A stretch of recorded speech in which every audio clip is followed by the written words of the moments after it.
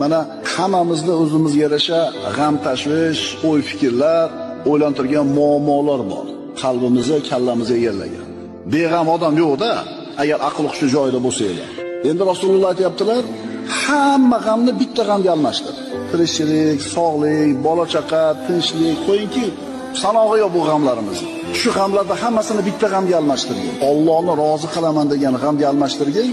Kafahullohu hamma dunyohu. Kim shunday qilsa, Alloh bu insonni dunyo g'amlariga o'zi kifoya qiladi.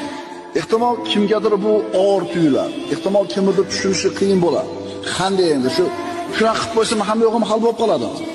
Rasululloh shunday dedilarmi? Demak shunday bo'ladi. Chunki u zot as-sodiqul masduq bo'lgan zot. Endi sen ishonmayapsanmi? Bu seni muammoing. Endi seni muammoing hal bo'lmaydi. Chunki sen Rasulullohning va'dasiga kelmayapsan.